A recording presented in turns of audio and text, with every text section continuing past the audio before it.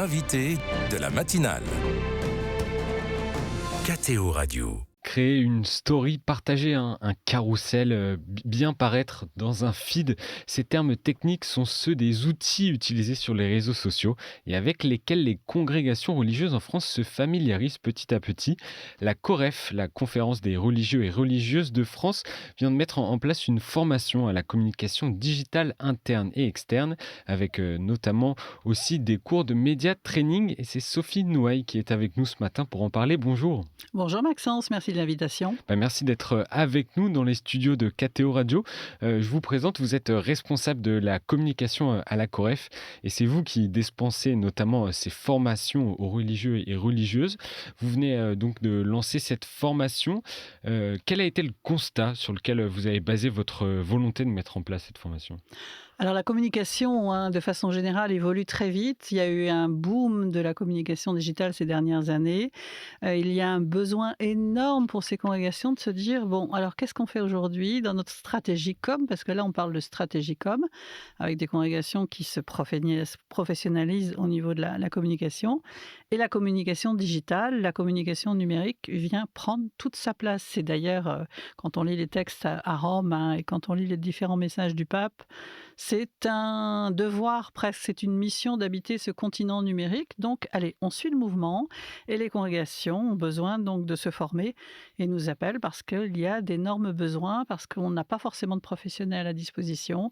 On ne sait pas trop bien encore utiliser ces réseaux sociaux. Donc, la formation est nécessaire. Ça part d'une grosse demande de la part des congrégations ? Effectivement, parce qu'aujourd'hui, il faut être visible et j'allais dire lisible sur le continent numérique, sur les réseaux sociaux. C'est-à-dire qu'on ne peut plus fonctionner comme avant avec un vocabulaire qui va être spécialisé. En tout cas, la communication digitale est le passage obligé aujourd'hui pour être présent au monde. Vous dites notamment, j'ai lu sur le site de la COREF, adapter son vocabulaire face à un monde dont la culture religieuse est absente.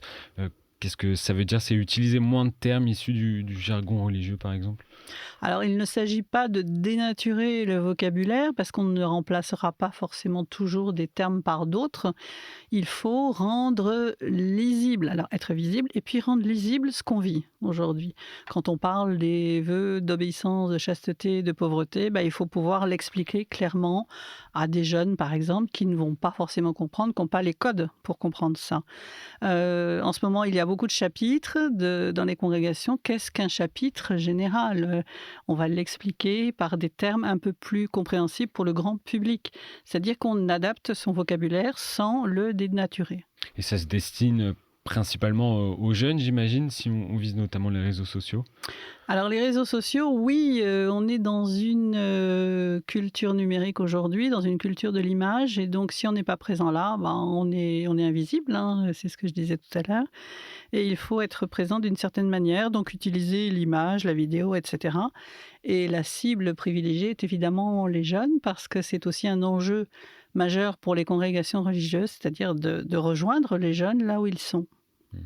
Et la communication reste un métier à part entière.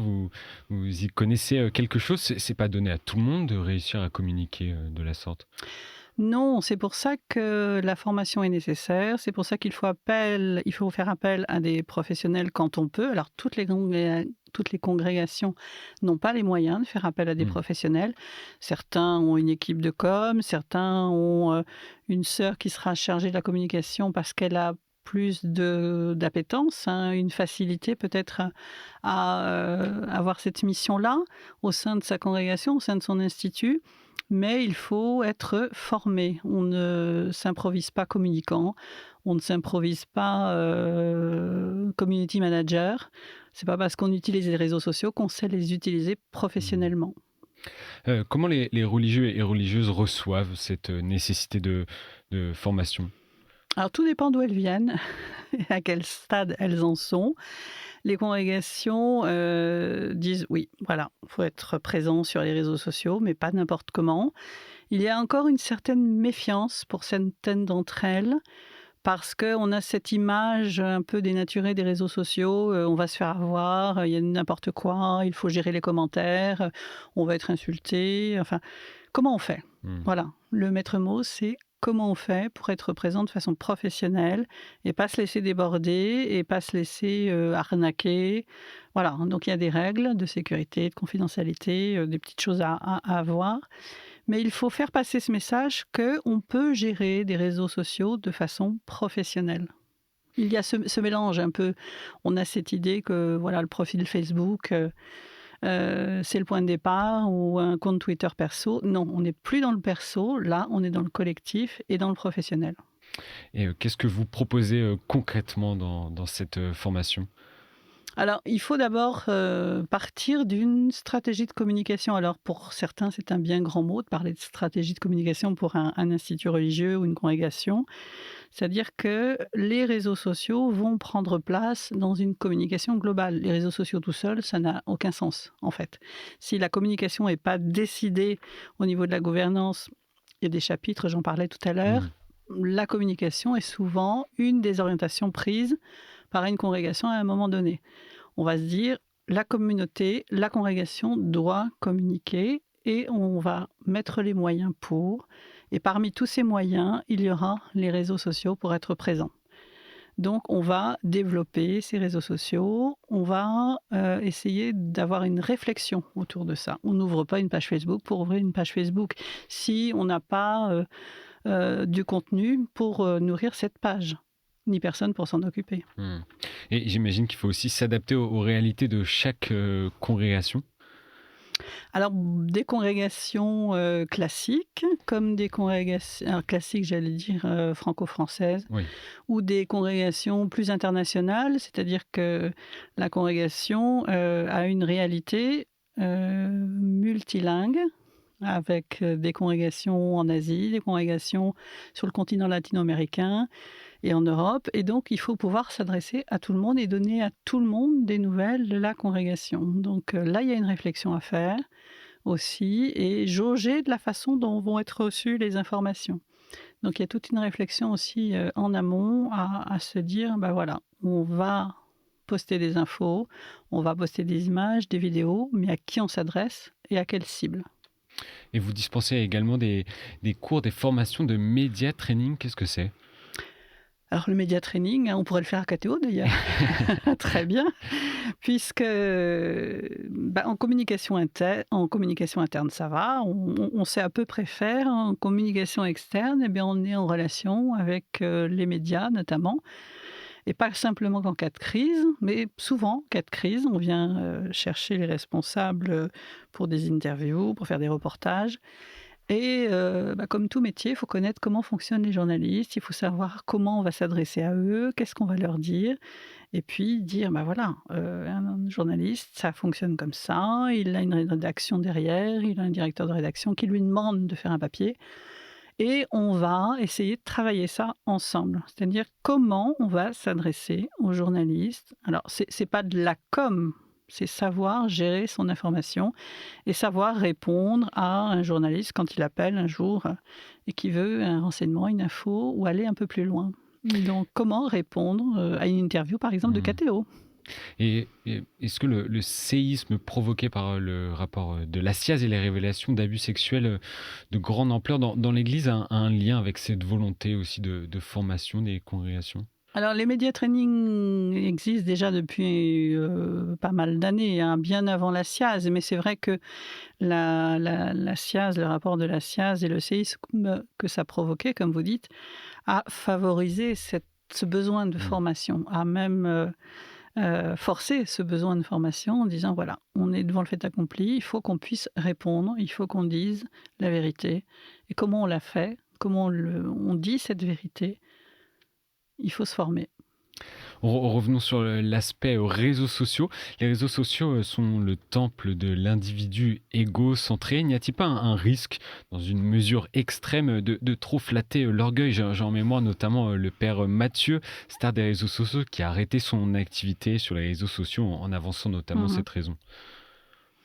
Il y a toujours un risque, il y a toujours un risque. C'est vrai que le réseau social, je pense à TikTok ou Instagram, c'est effectivement le royaume du je, du moi, et on se montre et on se met en avant. Mais là, c'est aussi la réflexion qui se fait en congrégation en se disant, bon, on envoie une sœur, on fait confiance à une sœur, à un frère, qui va témoigner de ce qu'elle vit, de ce qu'il vit en congrégation, de ce qu'il vit dans sa mission tous les jours. Et j'ai tendance à dire, et je leur dis souvent, je dis, mais il faut pas avoir cette fausse modestie, cette fausse humilité faut pas se mettre en avant, faut pas parler de soi, etc. Non, on est dans le témoignage. Et si ce témoignage est ajusté et réfléchi en congrégation, il n'y a pas de problème. Et s'il y a un encadrement, alors quand on dit encadrement, ça veut dire on est suivi, on est aidé, on est accompagné, on est conseillé. Il n'y a pas de raison que ça se passe Mmh. mal. Il n'y a pas de raison que ça se passe mal. Et comment garder justement une forme d'unité dans la communication et les paroles sur les réseaux sociaux? Alors c'est vrai qu'on peut se dire à un moment donné, c'est une réflexion d'ailleurs qu'on a là en ce moment avec des congrégations, heu, le téléphone portable aujourd'hui permet de communiquer à tout va. C'est-à-dire qu'on va poster des photos, on va envoyer des messages WhatsApp, et cetera. Mais au nom de qui on le fait? Quand on est membre d'une congrégation, quand on le fait Mmh. en dehors de sa famille, et cetera, de son cercle proche, et qu'on poste une photo qui engage la congrégation. Donc il y a cette réflexion aussi à avoir, de se dire, à chaque fois que je poste quelque chose, je le fais au nom de qui? C'est une question opportune et puis pertinente qui fait qu'on doit réfléchir à ce qu'on fait quand on est sur les réseaux sociaux. Il y a une réflexion à avoir. Une dernière question, Sophie Noailles, quelles sont les prochaines étapes de cette formation? Où est-ce que vous en êtes et qu'est-ce qui attend la COREF dans cette volonté de vouloir former les congrégations? Alors on voit qu'il y a énormément de besoins parce qu'on voit qu'il y a encore des sites internet qui sont un peu à la traîne et qui datent, hein, qui sont un peu obsolètes. Donc se mettre au goût du jour au niveau des sites internet, dans une certaine sobriété, c'est-à-dire voilà, on rationalise la communication. On a des moyens aujourd'hui de faire une communication quand même de bonne qualité avec des moyens moindres qu'hier. On englobe tout ça dans une réflexion de communication globale et puis selon ses moyens, on va dispatcher sa com, on va utiliser ce qu'on a à notre disposition. Et une autre formation pardon, qu'on est en train de mettre en place, qui aura lieu le 23 septembre prochain, c'est une communication une formation sur la cellule de crise, qui rejoint un peu la com de crise, gestion de crise.